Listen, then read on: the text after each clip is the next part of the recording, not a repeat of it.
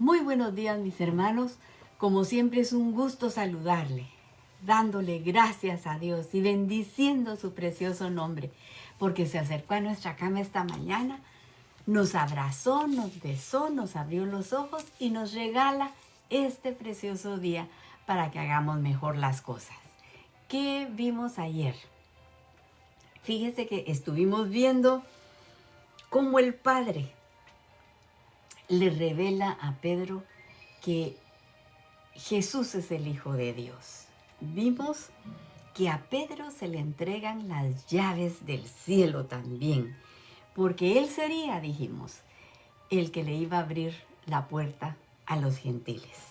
Vimos que Pedro estaba en Jope, fíjese, el puerto donde zarpó Jonás.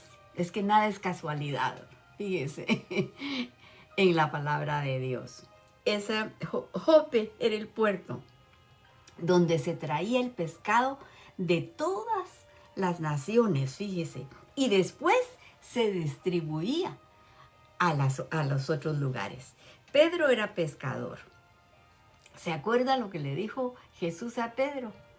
Le dijo, ven conmigo porque yo voy a hacerte pescador de hombres, le dijo el Señor a Pedro, fíjese. ¿Y a quiénes serían a los que se tendría que pescar? Pues a Efraín, o las 10 tribus perdidas de la casa de Israel. A ellos eran a los que tenían que ir a hacerlos volver, fíjese. Entonces, sabemos que esas 10 tribus se habían ido dispersas a todas las naciones y ahí habían perdido su identidad. Por eso era necesario que ellos regresaran. Y fíjese que hay una profecía en Jeremías, y se la leo.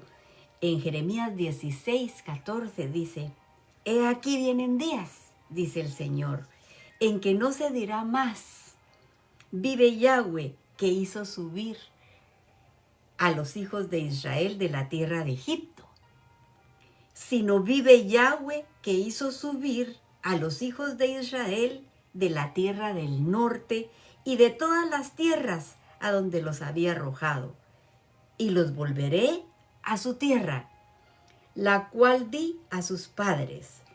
¿Quiénes eran los padres? Abraham, Isaac y Jacob. He aquí, yo envío muchos pescadores, dice el Señor, y los pescarán. Y después enviaré muchos cazadores y los cazarán. Por todo monte, por todo collado y por toda caverna de los peñascos. Así que es en Jope donde Pedro ve la visión. ¿Se acuerda que se sube a la azotea? Dice la palabra, que está subido en la azotea, mirando al mar Mediterráneo, hacia el occidente. Fíjese, el lugar donde vienen todos los peces, fíjese, de las naciones. Y les cuento que ahí, en ese lugar, todavía está la casa de Simón el curtidor. Y tiene un letrero donde dice, en esta casa se hospedó Pedro. Fíjese. La profecía de Oseas 11, 10 y 12, mire cómo dice. El Señor rugirá como león. Y dice, y cuando lance su rugido, dice la palabra, mis hijos vendrán temblando desde el occidente, saldrán de Egipto temblorosos, dice, como aves. Saldrán de Asiria temblando como palomas, y yo haré que vuelvan a habitar sus casas, dice. Así lo afirma el Señor. Fíjense. Y es lo que está pasando ahorita, por donde vamos, que estamos leyendo aquí en Mateo, que Pedro les va a abrir la puerta a toda esa gente, fíjese. Entonces, no es que Pedro haya sido el apóstol enviado a los gentiles, lo dijimos ayer, porque ya sabemos que es Pablo, fíjese. Y yo me preguntaba, pero ¿por qué Pablo? el estudiadísimo, era fariseo, conocía la ley al derecho y al revés. ¿Por qué no fue Pablo el que fue enviado a los judíos? Y Pedro a los gentiles. ¿Por qué fue al revés? Pedro, que era un simple pescador, él fue el que enviado, fíjese, a los gentiles. Y fíjese que, mire lo que dice aquí Pablo, hablando en 1 Corintios 2, dice, porque fíjese, Pablo fue enviado a los gentiles, que él era un erudito, era fariseo, él conocía la ley, pero fue enviado a los gentiles. Mire cómo dice 1 Corintios 2, empezando desde el verso 1, dice, así que hermanos, cuando fui a vosotros para anunciaros el testimonio de Dios, no fui con excelencia de palabras de sabiduría, pues me propuse no saber entre vosotros cosa alguna, sino a Jesucristo y a este crucificado. De esa manera hablaba Pablo. Fíjese. No presumía de lo que sabía, sino que dice, me propuse no saber nada, dice aquí, fíjese. Por eso era que cuando él predicaba, eran multitudes las que se convertían. Fíjese. Y los gentiles apreciaban oír lo que Pablo tenía que decir acerca de la cruz. Y con Pedro, fíjese, dice que el Sanedrín, los líderes, los fariseos, se quedaban con la boca abierta de oír que este pescador sin estudio pudiera hablar las maravillas que salían de su boca. Esa sabiduría que solamente la da Dios. Se quedaban admirados, dice, de todo eso. Porque así es como Dios actúa. Fíjese. Yo pensando, ¿por qué no fue al revés? ¿Por qué no mandaron a Pablo con los judíos y a Pedro con los gentiles? Eso era lo que yo pensaba, fíjese. Pero no. Y es porque Jesús, es que mire, de verdad que las cosas el Señor las hace perfectas, fíjese. Era para que ningún hombre recibiera ninguna admiración, fíjese. Que no fuera por como la elocuencia de las palabras de un hombre, sino que fuera solamente la escritura lo que trajera a esa conversión, a esa gente, que se convirtiera por la fe verdadera, no porque hablara alguien muy bonito y los trajera. Así que Dios actúa de esa manera, fíjese. Y lo que vimos al final del capítulo 16 es que el Señor les dice, si alguno quiere venir en pos de mí, niéguese a sí mismo, tome su cruz y sígame. Y dijimos que esto quiere decir que nosotros estemos dispuestos, miren, a ser rechazados, dispuestos a que se burlen de nosotros, fíjense, dispuestos a dar la vida si fuera necesario, porque el reino de Dios no es de este mundo, así lo dijo Jesús, mi reino no es de este mundo. Fíjense, por eso. Entonces, ¿por qué cree usted que mucha gente no siguió al Señor? Fíjese, no quiso entrar con los del grupo. ¿Por qué sería? Porque fíjese que implicaba romper todo lo que estaba en el sistema. En ese sistema. Seguirle implicaba que los echaran de las sinagogas. Fíjese, porque ellos traían la verdadera palabra. Y ya sabemos que ese liderazgo estaba corrupto y no quería oír la verdad. Y eso es lo que nos puede pasar hoy cuando nosotros decidimos seguirle a Él. Porque fíjese, puede ser posible que seamos echados de lugares donde nos digan nosotros no practicamos eso y no nos quieran oír. Es cuando nosotros tenemos que pensar, tenemos que verdaderamente poner nuestra mente, fíjense, si nosotros seguimos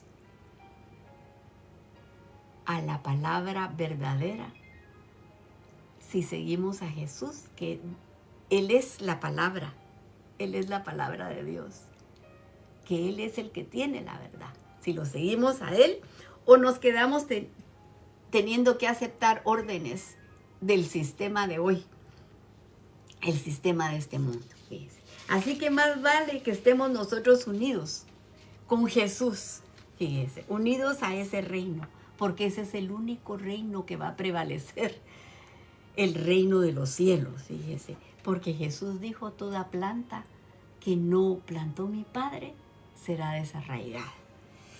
Y el verso 8 con el que termina el capítulo 16 dice: de cierto os digo que hay algunos de los que están aquí que no gustarán la muerte hasta que hayan visto al Hijo del Hombre venir en su reino. ¿A quiénes les está diciendo esto el Señor?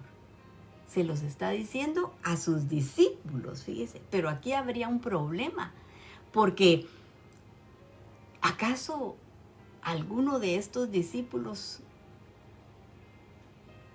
ha visto algo de lo que está pasando hoy? Todos están muertos, fíjese. Pero ahorita que entremos a estudiar el capítulo 17, vamos a tener un luzazo de lo que el Señor les está queriendo decir aquí. Dice el verso 1, 6 días después, Jesús tomó a Pedro, a Jacob y a Juan, su hermano, y los llevó aparte a un monte alto. Y se transfiguró delante de ellos y resplandeció su rostro como el sol. Y sus vestidos se hicieron blancos como la luz. Imagínese usted qué visión más preciosa es.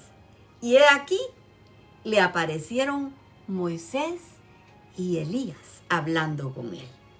Mire, los estudiosos dicen que esto es un destello del regreso de nuestro Señor, fíjese. Entonces se cumpliría lo que él está hablando aquí, porque ellos ven a Jesús transfigurado. Dice que estaba en blanquez, con una luz súper brillante. Fíjese, sus vestidos emanaban luz, fíjese, de una manera sobrenatural. Y aparecen con él Moisés y Elías. Moisés, ¿qué es lo que representa? Representa la ley, porque a él le fue entregada la ley del Señor, fíjese. Y Elías representa a los profetas, fíjese, porque Elías fue enviado. ¿A quién fue enviado Elías? A hablarle a esas tribus que ya estaban, y a esas tribus del norte, fíjese, se habían, ya se estaban alejando, ya se habían alejado de la palabra de Dios, fíjese. Y el mensaje central de Elías fue que regresaran. ¿A quién van a servir ustedes? A los Baales, les dijo él. Fíjese, les vino a dar un ultimátum. Fíjese, ¿van a servirles a los Baales o ustedes van a servir al Dios de Abraham, de Isaac y Jacob? Elías reta a los sacerdotes de Baal y lleva a cabo ahí un milagro extraordinario. Fíjese. Y así que esta visión que tiene Pedro, que tienen estos 3 discípulos, mire, Pedro, Jacob y Juan, nos muestran un anticipo, fíjese, de quiénes serían los testigos que habla Apocalipsis, fíjese. Está Jesús en esta visión que tienen estos 3 discípulos. Está el Rey de Reyes ahí con él. Está Moisés, a quien le fue entregada la ley, y está Elías, que es el representante de los profetas. Y estos 3 discípulos representan al remanente de Israel, perdido entre las naciones, fíjese. Y este remanente va a preservar la fe. Apocalipsis 11, mire cómo dice, tenemos que ir viendo también la escritura. Cuando estamos estudiando un libro, tenemos que ir a dónde nos conecta la escritura. Y así la entendemos mejor. Porque mire lo que dice Apocalipsis 11. Esta es una profecía del futuro. Es como si nos estuvieran enseñando una película de lo que va a pasar en el futuro. El verso 1 dice, entonces me fue dada una caña semejante a una vara de medir. Y me dijo, levántate y mide el templo de Dios y el altar y a los que adoran en él. Pero fíjese que no hay templo ahí. ¿Qué es lo que hay ahí ahora? Está la cúpula dorada, el templo musulmán. Eso es lo que está ahí ahora. Y lo demás es una planicie, fíjese. Entonces quiere decir que va a haber un templo. Quiere decir que sí van a levantar un templo. Los judíos están esperando, fíjese, una oportunidad. Tienen una posibilidad de construir el templo. Ellos ya lo tienen toditito armado. Así como se arman los legos, así dice que tienen el templo. Ya está todo lo que necesitan para poner lo que están esperando ellos es la orden, que les den la orden de poder construir en la planicie. Fíjese. El verso 2 dice, pero el patio que está fuera del templo, déjalo aparte y no lo midas, porque ha sido entregado a los gentiles y ellos hollarán la ciudad santa 42 meses. Fíjese. Y los judíos dicen que hay una posibilidad, que están hablando de construir una barda, fíjese, que lo separe para empezar a construir el templo ahí. ¿Sí? Porque es un espacio grande, hay un lugar suficiente ahí para la construcción del nuevo templo. Si eso es así, se cumpliría lo que estamos leyendo aquí en Apocalipsis. Fíjese, es una posibilidad. Y en el contexto del nuevo templo, mire lo que dice el verso 3. Y daré a mis 2 testigos que profeticen por 1270 días vestidos de cilicio. O sea, los va a dejar que hablen 3 años y medio. Y fíjese cómo es esto, porque en los últimos días dice que van a ser 7 años. Dice que va a haber una tribulación grandísima. Y estos testigos, dice que por 3 años y medio le van a hablar al mundo. Fíjense, les van a venir a profetizar. Les van a venir hablando, exhortando al mundo. Mire, a que oiga. Y esto no le va a gustar a la gente.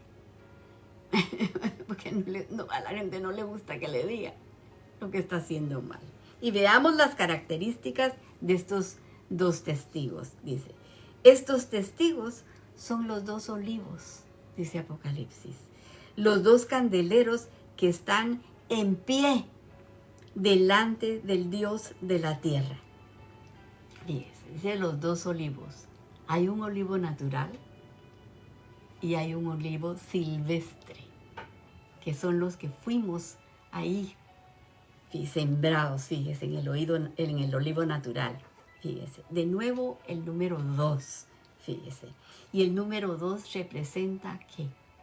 Representa 2 peces. ¿Se acuerda con qué alimentó el Señor a esa gran multitud? 5,000 hombres, 2 peces, 2 casas. La casa de Judá y la casa de Israel, fíjese. Y la casa de Judá está representada por Moisés, que fue el que recibió la ley. Y la casa de Israel esa casa, de esas son las 10 tribus que están dispersas por todas las naciones, fíjense, que tienen que venir, que el profeta Elías les está haciendo el llamado. Estos 2 testigos son los 2 olivos, los 2 candeleros, dice la palabra de Apocalipsis. Están en pie delante de Dios de la tierra. Y dice que si alguno quiere dañarlos, sale fuego de su boca, así dice, y devorará a sus enemigos. Y si alguno quiere hacerles daño, deben morir de la misma manera, dice. Estos tienen poder para cerrar el cielo a fin que no llueva en los días de su profecía, y tienen poder sobre las aguas para convertirlas en sangre, para herir a la tierra con toda plaga, cuantas veces ellos quieran. Y usted se acuerda que Elías tuvo el poder de cerrar el cielo y no llovió por 3 años. Y él es el que va a estar ahí. Y Moisés en el Antiguo Testamento nos cuenta que tuvo el poder de convertir el Nilo en sangre, el río Nilo en sangre, fíjese. Así que se cumpliría la profecía de Malaquías cuando dice, antes de que venga el Mesías, tiene que venir Elías. Se cumpliría esa profecía, fíjese. Entonces, pensemos en este mensaje que nos está dando el Señor esta mañana. Elías está llamando a las 10 tribus perdidas a que regresen a la fe de los padres de Israel.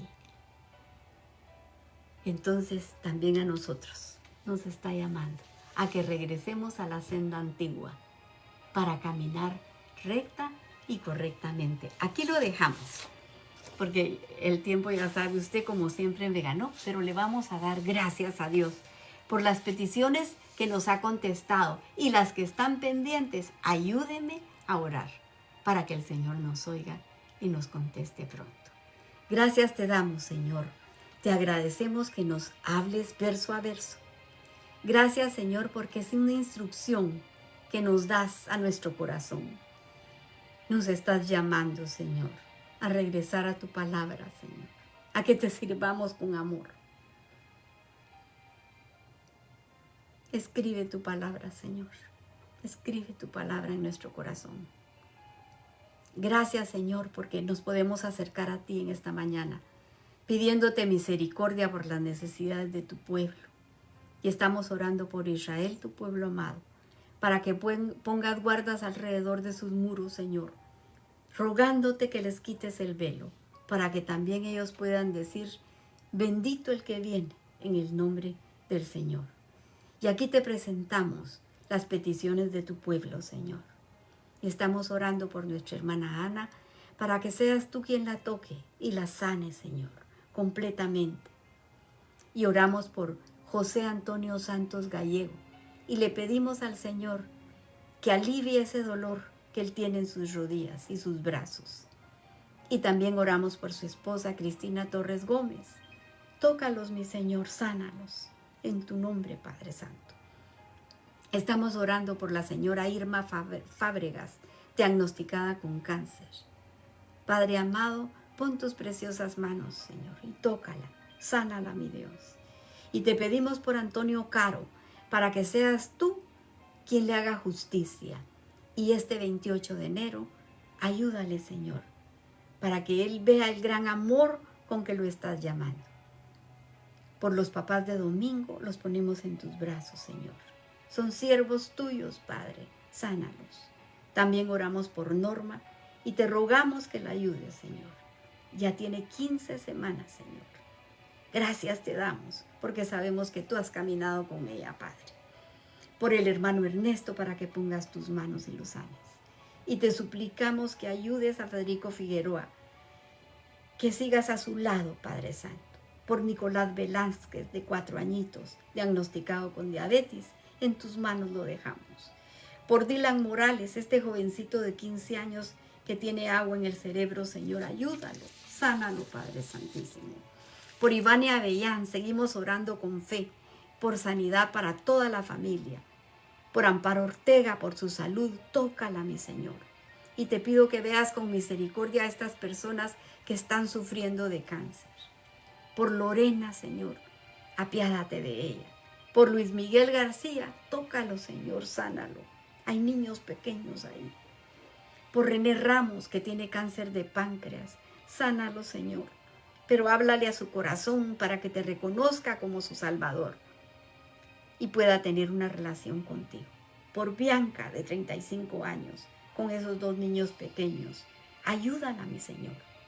Por Melania, que está en espera de un donante de riñón, en tus manos la dejamos, Señor.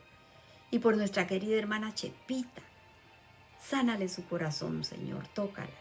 Y a nuestros queridos hermanos Molina, son tus siervos y todo lo hacen con tanta alegría de corazón. Manda ángeles a su casa, Señor.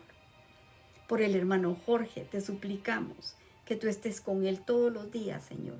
Alivíale esos dolores que él tiene, Padre Santo. Y a la hermana Margarita, dale paz, la paz que necesita su corazón, Padre. Por ese grupo de jovencitas de Honduras que están siendo evangelizadas, las apartamos para tu reino. Y los jóvenes que nos escuchan a través del internet, Señor, atráelos a ti. Ellos son el futuro de la iglesia. Llámalos por nombre, Padre. Y te pido que bendigas a los emprendedores, a esas personas que quieren salir adelante con trabajo. Dales nuevas estrategias, Señor, prospéralos. Y, Señor, te pongo a mis hermanas. A la Clarita, Señor, te pido con todo mi corazón que pongas tus manos sobre ella, Señor, y le des riñones nuevos, Padre. Apiádate, Señor, de ella. A la Raquelita, destápale las arterias. Por la Carol, Señor, llena sus casas de ángeles que la administren y las cuiden, Padre. Por Audrey, para que tú las sanes de todas sus enfermedades, Señor. Por mi hijo Francisco, te agradezco que estés a su lado. Por Jordan, para que la mantengas rodeada de tus ángeles y la cuiden y la defiendan y le recuerden lo que aprendió de niña.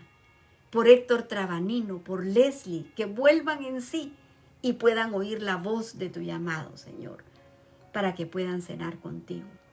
Y sé tú preparando, Señor, a Pablo para que te sirva en tu ministerio. Instrúyelo, Señor, tú. Por Aarón, enséñale por las noches y aconséjalo, Señor. Por los matrimonios, tú estableciste la familia, Señor, bendícelos. Y por la audiencia de Guatemala, por toda Centroamérica y Suramérica, mandamos la bendición de tu palabra. Y si alguien escuchó y tocó su corazón, yo le aconsejo que se arrepienta de sus pecados, que le pida perdón a Jesús, para que sea Él quien le enseñe y lo guíe y pueda heredar así la vida eterna. Porque todas estas cosas las hemos pedido en el precioso nombre de tu Hijo amado Jesús. Amén y amén. Que el Señor les bendiga, mis hermanos. Si Él lo permite, mañana a esta hora nos abrazamos de nuevo con su palabra bendita. Pero para el día de hoy, que Él mantenga su mano sobre la cabeza de cada uno de ustedes. Bendiciones.